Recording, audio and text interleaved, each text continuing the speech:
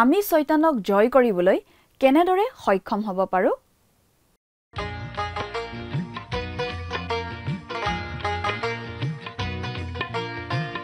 আজিৰে পবিত্ৰ ক্ষণতে উজলি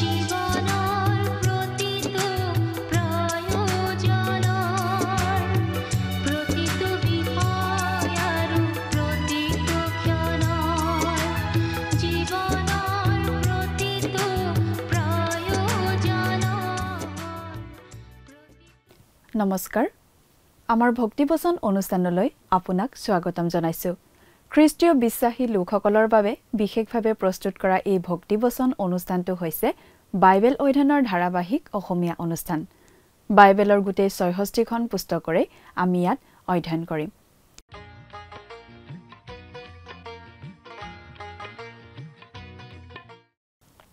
প্ৰিয় দৰ্শক আমি এতিয়া বাইবেলৰ নতুন নিয়ম খণ্ডৰ জোহনৰ প্ৰথম পত্ৰ বা চমুকৈ প্ৰথম জোহন নামৰ পুস্তকখন অধ্যয়ন কৰি আছো।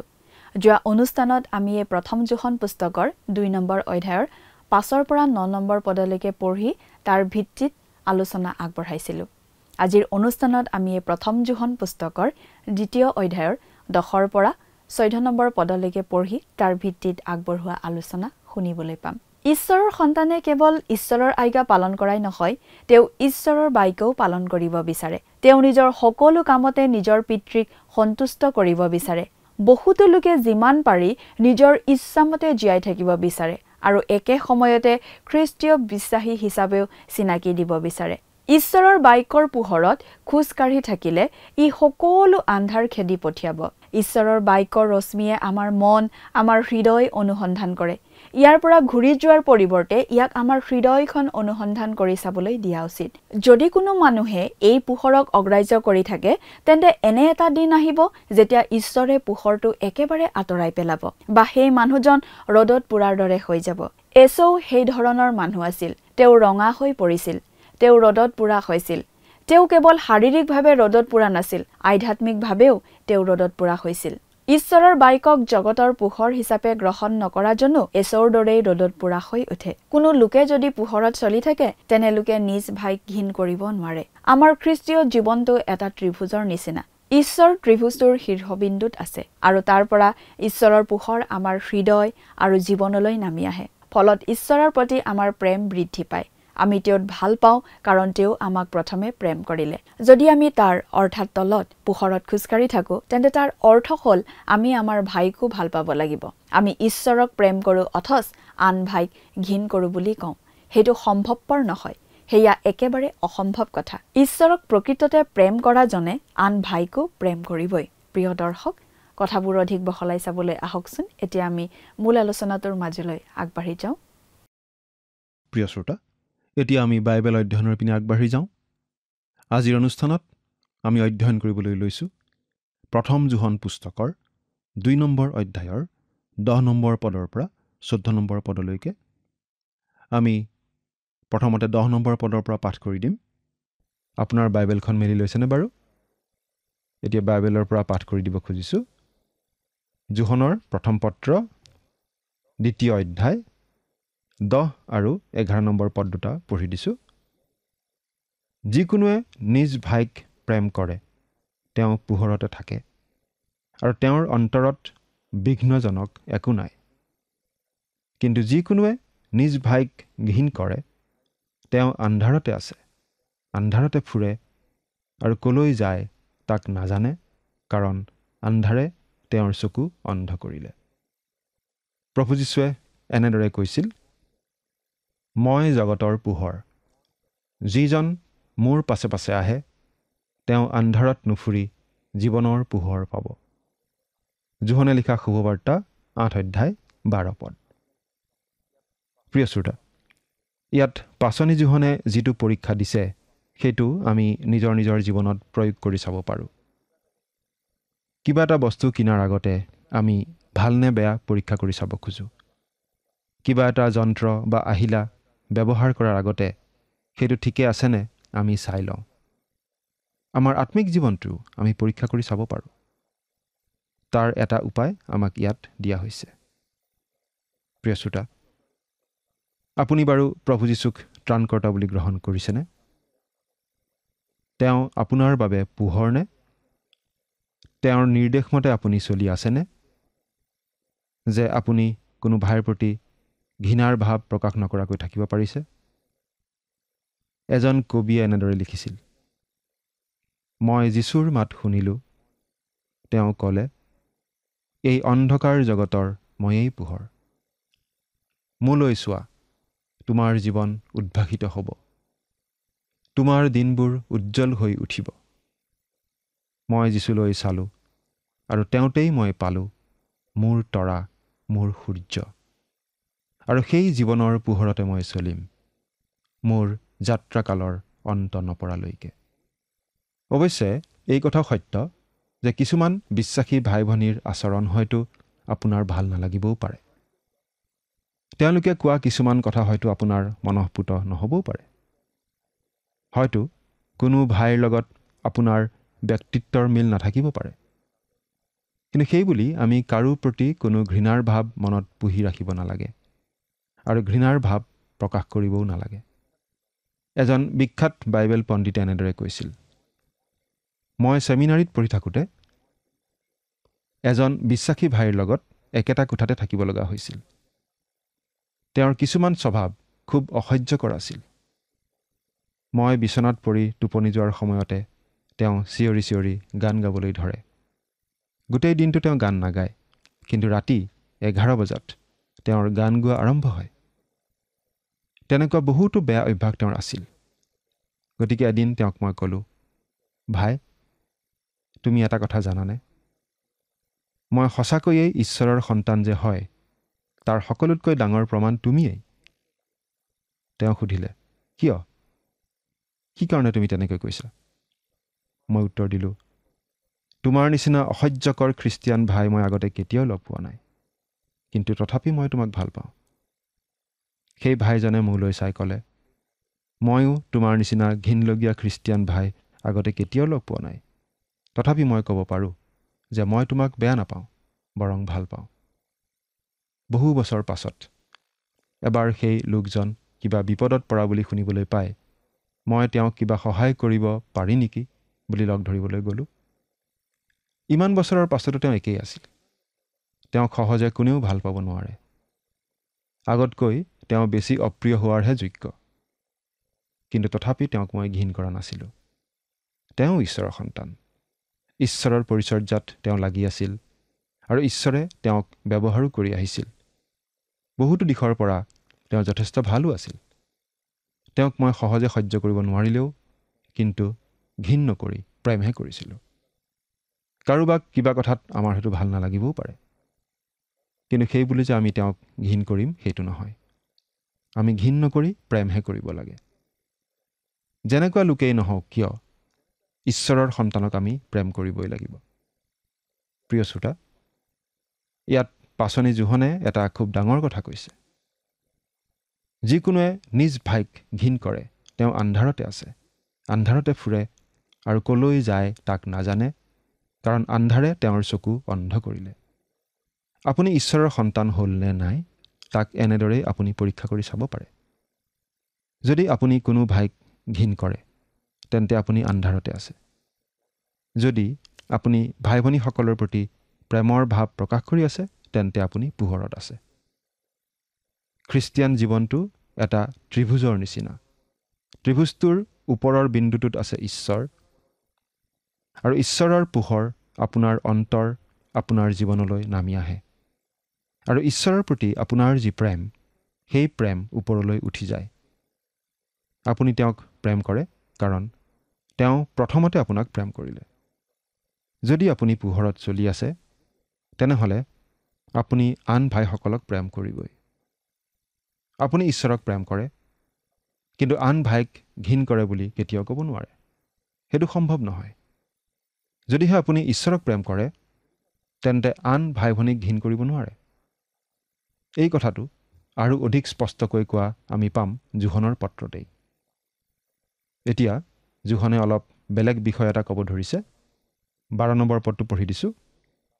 হে বোপাহঁত, তেওঁৰ নামৰ গুণে তোমালোকৰ পাপ ক্ষমা কৰা হ'ল, এই কাৰণে মই তোমালোকলৈ লিখিছোঁ। ইয়াত হে বোপাহঁত বুলি কোৱা হৈছে, আৰু আমি ভাবোঁ ইয়াত সকলো খ্ৰীষ্টীয় বিশ্বাসীকে বুজোৱা হৈছে। মূল গ্ৰীক শব্দটো হৈছে টেকনিয়া। সকলো বয়সৰ খ্ৰীষ্টীয় বিশ্বাসীকেই ইয়াত বুজোৱা হৈছে, বা বিশ্বাসী হিচাপে নতুন বা পুৰণি, বিশ্বাসত বৃদ্ধি পোৱা লোকসকলকো ইয়াত সাঙুৰি লোৱা হৈছে। সকলো খ্ৰীষ্টীয় বিশ্বাসীৰ খ্ৰীষ্টীয় বিশ্বাসৰ মূল ভেটিটো হৈছে পাপ ক্ষমা। খ্ৰীষ্টই ক্ৰুজত তেজ বোৱালে, আৰু সেই তেজেৰেই সকলোৰে পাপ ক্ষমা হয়। তেওঁৰ নামৰ গুণে তোমালোকৰ পাপ ক্ষমা কৰা হ'ল। এইটোৱেই খ্ৰীষ্টীয় বিশ্বাসৰ প্ৰথম খোজ, পাপ ক্ষমা। কিন্তু খ্ৰীষ্টত বিশ্বাস কৰি তেওঁৰ নামৰ গুণে পাপৰ ক্ষমা লাভ কৰাৰ পাছত আমি আত্মিক জীৱনত বৃদ্ধি পাই যাব লাগিব। প্ৰথম খোজটোতেই থাকি গ'লে নহ'ব। এতিয়া জোহনে আন এদল লোকলৈ বুলি সম্বোধন কৰিছে। 13 নম্বৰ পদটো পঢ়ি দিছোঁ। হে পিতৃবিলাক, যিজনা আদিৰে পৰা আছে তেওঁক তোমালোকে জানিলা, এই কাৰণে তোমালোকলৈ লিখিছোঁ। হে ডেকাবিলাক, তোমালোকে পাপ আত্মাক জয় কৰিলা, এই কাৰণে তোমালোকলৈ লিখিছোঁ। হে শিশুবিলাক, তোমালোকে পিতৃক জানিলা, এই কাৰণে তোমালোকলৈ লিখিলোঁ। হে পিতৃবিলাক মানে বাৰু কাক কোৱা হৈছে? যিসকল লোকে খ্ৰীষ্টক গ্ৰহণ কৰা বহুদিন হৈ গ'ল আৰু খ্ৰীষ্টীয় বিশ্বাসত থিৰে থাকি বিশ্বাসত বৃদ্ধি পাই আছে, তেওঁলোকক পিতৃবিলাক বুলি কোৱা হৈছে। গীতমালা 23 নম্বৰ গীতটো এটা বিখ্যাত গীত। আমি ভাবোঁ দাউদে এই গীতটো লিখিছিল বৃদ্ধ বয়সত। এজন ল'ৰামতীয়া মেৰখীয়া হিচাপে এই গীতটো তেওঁ লিখা নাছিল বুলি আমি ভাবোঁ। কাৰণ এই গীতটোত জীৱনৰ নানা ধৰণৰ অভিজ্ঞতাৰ কথা নিহিত হৈ আছে। দাউদে বহুতো বিপদ বিঘিনিৰ মাজেৰে জীৱন পাৰ কৰিব লগা হৈছিল আৰু সেই সকলো পৰিস্থিতিৰ মাজতো তেওঁ ঈশ্বৰৰ সৈতে সহভাগিতা ৰক্ষা কৰি চলিছিল। তেওঁ আত্মিকভাৱে পৰিপক্ক অৱস্থা পাইছিল। তেওঁক নিশ্চয় আমি পিতৃ বুলি ক'ব পাৰোঁ। ইয়াত জোহনে পিতৃবিলাক বুলি কওঁতে এনেকুৱা আত্মিকভাৱে পৰিপক্ক অৱস্থা পোৱা বিশ্বাসীসকলকে বুজাইছিল বুলি আমি ক'ব পাৰোঁ।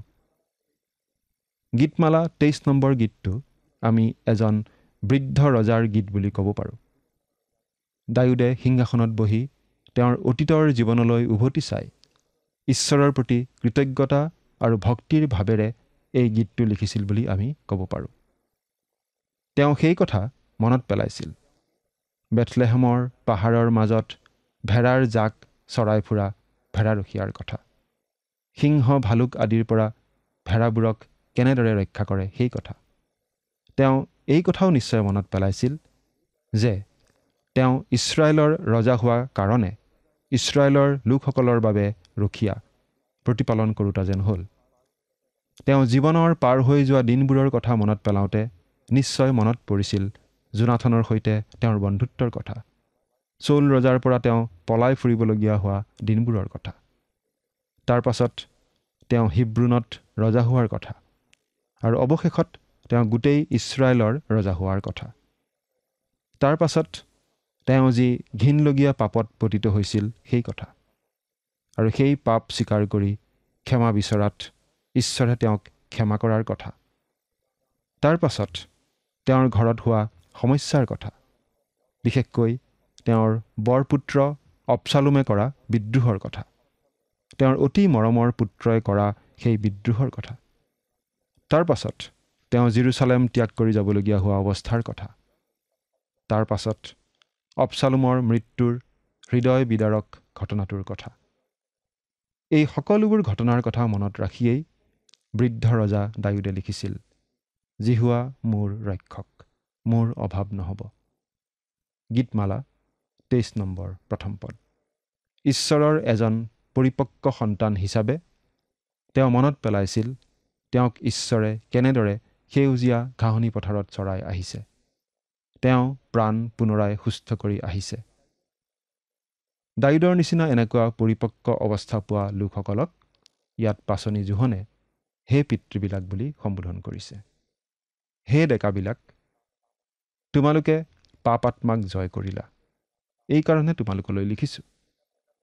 ডেকাবিলাক মানে সেইসকল খ্ৰীষ্টীয় বিশ্বাসী যিসকলৰ বেছি অভিজ্ঞতা হোৱা নাই।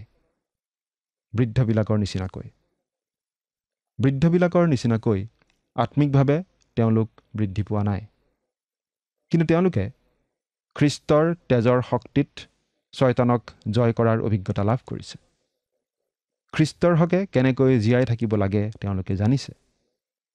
কম বয়সীয়া লোক বা খ্ৰীষ্টীয় বিশ্বাসত নতুন লোক এজনেও খ্ৰীষ্টৰ শক্তিৰে খ্ৰীষ্টৰ হকে জীয়াই থাকিব জানে। এইটো অসম্ভৱ কথা নহয়। ইচ্ছা কৰিলে প্ৰতিজন খ্ৰীষ্টীয় বিশ্বাসীয়েই খ্ৰীষ্টৰ হকে জীয়াই থাকিব পাৰে। সেই শক্তি খ্ৰীষ্টই যোগান ধৰে, আমি মাত্ৰ ইচ্ছাহে কৰিব লাগে। হে শিশুবিলাক, তোমালোকে পিতৃক জানিলা, সেইকাৰণে তোমালোকলৈ লিখিলোঁ। শিশুবিলাক বুলি কওঁতে বয়সত সৰু পৰিপক্ক অৱস্থা নোপোৱা লোকৰ কথাই বুজোৱা হৈছে। মূল গ্ৰীক শব্দটো হৈছে পেইডিয়া, অপৰিণত কণমানি শিশু। যিসকল লোকে কেৱল ঈশ্বৰক পিতৃ বুলিহে জানিছে, কিন্তু তাতকৈ বিশেষ একো কথা জনা নাই, তেওঁলোককেই আত্মিক শিশু বুলি ক'ব পাৰি। কিছুমান খ্ৰীষ্টীয় বিশ্বাসীয়ে কেৱল এই কথাটোৱেই জানে, তাতকৈ বেছি জনা নাই, হয়তো জানিব নোখোজে। আমি অতি আক্ষেপেৰে ক'ব লগা হয় যে বহুতো খ্ৰীষ্টীয় বিশ্বাসী এই অৱস্থাটোতেই থাকি যায়। কিছুমান মণ্ডলীক দেখিলে এনেকুৱা লাগে যেন সেইটো আত্মিক কেঁচুৱা ৰখা ঘৰহে। বহুতো লোক বয়সত বৃদ্ধ হৈ পৰিছে, দাড়ি চুলি পকি গৈছে, কিন্তু আত্মিকভাৱে শিশু, কেঁচুৱা হৈয়ে আছে, কেতিয়াও বৃদ্ধি পোৱা নাই। এতিয়া পাচনি জোহনে আৰু কিছু কথা যোগ দিব খুজিছে। 14 নম্বৰ পদটো পঢ়ি দিছোঁ। হে পিতৃবিলাক, যিজনা আদিৰে পৰা আছে, তেওঁক তোমালোকে জানিলা, এই কাৰণে তোমালোকলৈ লিখিলোঁ। হে ডেকাবিলাক, তোমালোক বলৱন্ত আৰু ঈশ্বৰৰ বাক্য তোমালোকৰ অন্তৰত থাকে, আৰু তোমালোকে পাপ আত্মাক জয় কৰিলা, এই কাৰণে তোমালোকলৈ লিখিলোঁ।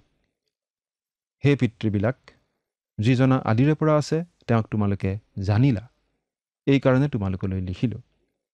এই কথাখিনিকে পাচনি জোহনে আকৌ দোহাৰিছে আৰু একো কথা যোগ দিয়া নাই, কাৰণ তাতকৈ আৰু আমি আগবাঢ়িব নোৱাৰোঁ। পাচনি পৌলে এনেদৰে কৈছিল, আৰু তেওঁত আৱিষ্কৃত হওঁ, আৰু কোনোমতে মৃতবিলাকৰ পুনৰুত্থানৰ ভাগি হ'বৰ কাৰণে মই খ্ৰীষ্টৰ মৃত্যুৰ সমৰূপ হৈ তেওঁক আৰু তেওঁৰ পুনৰুত্থানৰ শক্তি আৰু তেওঁৰ দুখ ভোগৰ সহভাগিতা যেন জানিবলৈ পাওঁ। ফিলিপিয়া 3:10 এই জনা অভিজ্ঞতাটোৱেই খ্ৰীষ্টীয় বিশ্বাসী এজনক পিতৃবিলাকৰ পৰ্যায়লৈ উন্নীত কৰিব পাৰে। প্ৰিয় শ্ৰোতা, আপুনি কাৰোবাক কেনেদৰে জানিব পাৰে? তেওঁৰ সৈতে একেলগে থাকি একেলগে সময় কটায়। আমি বিবাহিত লোকসকলে এই কথাটো ভালদৰে বুজি পাওঁ। স্বামীয়ে স্ত্ৰীক ভালদৰে জানে, স্ত্ৰীয়ে স্বামীক ভালদৰে জানে। বিবাহৰ দিনৰ পৰা আৰম্ভ কৰি যিমানেই বছৰ পাৰ হৈ যায়, সিমানেই ইজনে সিজনক অধিককৈ বুজি পায়, অধিককৈ জানিব পাৰে। আমি কোনো এজন ব্যক্তিৰ লগত যিমানেই সময় কটাওঁ, সিমানেই অধিককৈ সেই ব্যক্তিজনক জানিব পৰা হওঁ। প্ৰভু যীশুক আপুনি কেনেদৰে জানিব পাৰে? তেওঁক জনাৰ উপায় তেওঁ আমাক দি গৈছে। তেওঁক জনাৰ উপায় তেওঁ আমাক দি গৈছে। সেই উপায় কি? ঈশ্বৰৰ বাক্য, বাইবেল শাস্ত্ৰৰ যোগেদি আমি তেওঁক জানিব পাৰোঁ। বাইবেল হৈছে ঈশ্বৰৰ বাক্য। তাতেই প্ৰভু যীশুক প্ৰকাশ কৰা হৈছে মানৱৰ বাবে। বহুতো মানুহে ভাবে সপ্তাহত এবাৰকৈ বাইবেল অধ্যয়নৰ অনুষ্ঠানত যোগ দিলেই উত্তম সাধু সন্ত হৈ পৰিব পাৰি। কিন্তু ঈশ্বৰৰ বাক্য হৈছে আহাৰৰ নিচিনা। বাইবেল অধ্যয়নৰ সভা বা অনুষ্ঠানত যোগ দিয়াটো নিশ্চয় খুব ভাল কথা। আমিও এই অনুষ্ঠানৰ আয়োজন কৰি আছোঁ। কিন্তু আমি ক'ৰবাত এসাঁজ খুব ভালকৈ খাই জানো কওঁ, আকৌ অহা সপ্তাহত এবাৰ খাবলৈ আহিম, বাকী দিনকেইটাত একো নাখাওঁ, এই বুলি কওঁ জানো? গোটেই সপ্তাহটো একো নাখালে কি অৱস্থা হ'ব? আমিতো সকলোৱে বুজি পাইছোঁ, নহয় জানো? সেইবাবেই আমি নিয়মিতভাৱে আত্মিক আহাৰ খোৱাৰ প্ৰয়োজন আছে। নিয়মিতভাৱে বাইবেল অধ্যয়ন আমি কৰি থাকিব লাগে। প্ৰভু যীশুখ্ৰীষ্টক জানিব লাগিলে, বুজিব লাগিলে আমি সদায় তেওঁৰ বাক্য অধ্যয়ন কৰি সদায় তেওঁৰ সৈতে সহভাগিতা ৰক্ষা কৰি চলিব লাগিব। হে ডেকাবিলাক, তোমালোক বলৱন্ত আৰু ঈশ্বৰৰ বাক্য তোমালোকৰ অন্তৰত থাকে, আৰু তোমালোকে পাপ আত্মাক জয় কৰিলা, এই কাৰণে তোমালোকলৈ লিখিলোঁ। ইয়াৰ আগৰ পদটোত কোৱা হৈছিল যে ডেকাবিলাকে পাপ আত্মাক জয় কৰিলে, কিন্তু ইয়াত তাৰ ৰহস্যটো দিয়া হৈছে। ৰহস্যটো কি? তেওঁলোকে কেনেকৈ পাপ আত্মাক জয় কৰিলে? ঈশ্বৰৰ বাক্য তোমালোকৰ অন্তৰত থাকে। প্ৰিয় শ্ৰোতা, আমি পাপ আত্মাক কেনেদৰে জয় কৰিব পাৰোঁ? ঈশ্বৰৰ বাক্যেৰে। ইফিচিয়া 6 নম্বৰ অধ্যায়ত বিশ্বাসীৰ আত্মিক অস্ত্ৰ শস্ত্ৰৰ তালিকা এখন দিয়া হৈছে, বিতংভাৱে দিয়া হৈছে। আৰু তাত এই বুলি কোৱা হৈছে, আৰু পৰিত্ৰাণৰ টকয়া আৰু আত্মাৰ তৰোৱাল অৰ্থাৎ ঈশ্বৰৰ বাক্য গ্ৰহণ কৰা। ইফিচিয়া 6 নম্বৰ অধ্যায়ৰ 17 নম্বৰ পদ। যদিহে আমি শয়তানক প্ৰতিৰোধ কৰিব লাগে, আমি এই আত্মিক তৰোৱাল ল'বই লাগিব। আৰু সেই আত্মিক তৰোৱাল হৈছে ঈশ্বৰৰ বাক্য। ঈশ্বৰৰ বাক্য আমি ভালদৰে জানিব লাগিব। বহুতো খ্ৰীষ্টীয় বিশ্বাসীয়ে জাগতিক পাপত পতিত হোৱাৰ প্ৰধান কাৰণ হৈছে যে তেওঁলোকে ঈশ্বৰৰ বাক্য ভালদৰে নাজানে। প্ৰিয় শ্ৰোতা, ঈশ্বৰৰ বাক্যই আমাৰ আত্মিক আহাৰ, শয়তানক প্ৰতিৰোধ কৰাৰ একমাত্ৰ আত্মিক অস্ত্ৰ। ঈশ্বৰৰ বাক্যই হৈছে প্ৰভু যীশুক জনাৰ উপায়। সেই বাক্য, সেই বাইবেল শাস্ত্ৰ আপুনি নিয়মিতভাৱে অধ্যয়ন কৰেনে বাৰু? চিন্তা কৰি চাওকচোন। ঈশ্বৰে আপোনাক আশীৰ্বাদ কৰক। আমেন।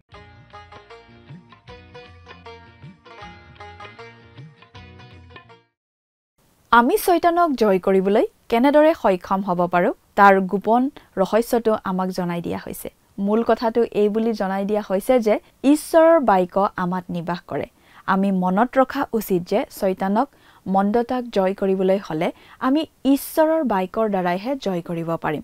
ইফিচিয়া 6 নম্বৰ অধ্যায়ত খ্ৰীষ্টীয় বিশ্বাসীৰ বাবে কবজৰ তালিকা এখন দিয়া হৈছে। তাত যি অস্ত্ৰৰ কথা উল্লেখ কৰা হৈছে সেয়া হৈছে আত্মাৰ তৰোৱাল, যিটো হৈছে ঈশ্বৰৰ বাক্য। যদি আমি শয়তানৰ বিৰুদ্ধে নিজকে ৰক্ষা কৰিব পাৰিব লাগে, তেন্তে ঈশ্বৰৰ বাক্যৰ বিষয়ে ভাল জ্ঞান থাকিব লাগিব। ইমানবোৰ খ্ৰীষ্টীয় বিশ্বাসীয়ে জগতৰ পাপৰ ওচৰত বলি হোৱাৰ কাৰণটো হ'ল তেওঁলোকে ঈশ্বৰৰ বাক্য অধ্যয়ন কৰা নাই। আমি দিনটোত কমেও 3 বাৰ আহাৰ গ্ৰহণ কৰোঁ। শক্তিশালী হ'বলৈ শাৰীৰিক খাদ্যৰ প্ৰয়োজন। ঠিক তেনেদৰে আত্মিকভাৱে শক্তিশালী হ'বলৈও আত্মিক খাদ্যৰ প্ৰয়োজন। প্ৰিয় দৰ্শক, আজিলৈ আমাৰ অনুষ্ঠানটো ইমানতে সামৰণি মাৰিব খুজিছোঁ। পৰৱৰ্তী অনুষ্ঠানত আপোনালোকক পুনৰ লগ পোৱাৰ আশা ৰাখিছোঁ। সামৰণি মৰাৰ আগতে আহকচোন আমি খন্তেক প্ৰাৰ্থনাত মূৰ দুৱাওঁ। স্বৰ্গত থকা অতি মৰমীয়াল দয়ালু পিতৃ ঈশ্বৰ, প্ৰভু তোমাক ধন্যবাদ দিওঁ। তোমাৰ পবিত্ৰ বাক্য অধ্যয়নৰ সুন্দৰ সময় তুমি আমাক প্ৰত্যেককে দান কৰাৰ বাবে। দয়ালু মৰমীয়াল পিতৃ ঈশ্বৰ, এইমতে প্ৰাৰ্থনা কৰিছোঁ তোমাৰ চৰণত, তোমাৰ যি পবিত্ৰ বাক্য আমি অধ্যয়ন কৰিলোঁ, এই বাক্যবোৰ যাতে প্ৰত্যেকে নিজৰ হৃদয়ত প্ৰভু ৰাখি যাতে সেই বাক্যবোৰ তেওঁলোকে সেইমতে চলি যাব পাৰিব, তেনে তুমি আশীৰ্বাদ কৰিবা। আৰু প্ৰভু, যাতে যি প্ৰেমৰ কথা আমি শিকিলোঁ, সেই প্ৰেম যাতে তেওঁলোকে আনক নিস্বাৰ্থভাৱে কৰিব পাৰিব আৰু তোমাৰ সন্তান হোৱাৰ সেই পৰিচয় যাতে তেওঁলোকে দিবলৈ পাৰিব, তেনে আশীৰ্বাদ কৰা। এই সকলো যাচনা মহান ত্ৰাণকৰ্তা প্ৰভু যীশু খ্ৰীষ্টৰ নামত অৰ্পণ কৰিলোঁ। আমেন। প্ৰিয় দৰ্শক, যোৱা অনুষ্ঠানৰ প্ৰশ্নটোৰ শুদ্ধ উত্তৰটো হৈছে অপশ্যন চি, জাকুব। আজিৰ অনুষ্ঠানৰ ওপৰত আধাৰিত প্ৰশ্নটো হৈছে আত্মিক তৰোৱাল বুলি কওঁতে পাচনি পৌলে কি বুজাইছে? অপশ্যন এ, ঈশ্বৰৰ ক্ৰোধ, অপশ্যন বি, ঈশ্বৰৰ আজ্ঞা, অপশ্যন চি, ঈশ্বৰৰ প্ৰেম, অপশ্যন ডি, ঈশ্বৰৰ বাক্য। প্ৰিয় দৰ্শক, আজিৰ প্ৰশ্নৰ সঠিক উত্তৰটো আজি সন্ধিয়া 6 বজাৰ আগেয়ে আপোনাৰ নাম আৰু সম্পূৰ্ণ ঠিকনাৰে সৈতে আমালৈ 7429840242 নম্বৰত SMS নাইবা হোৱাটছআপ যোগে প্ৰেৰণ কৰক। প্ৰিয় দৰ্শক, আপুনি যদি আমাৰ এই অনুষ্ঠানৰ যোগেদি আশীৰ্বাদপ্ৰাপ্ত হৈছে আৰু আমাৰ লগত কথা পাতিবলৈ বিচাৰিছে বা আপোনাক প্ৰাৰ্থনাৰ সহায়ো পৰামৰ্শ লাগে, তেন্তে আমালৈ 7429840242 এই নম্বৰত পোনপটীয়াকৈ ফোন কৰিব পাৰিব। ধন্যবাদ।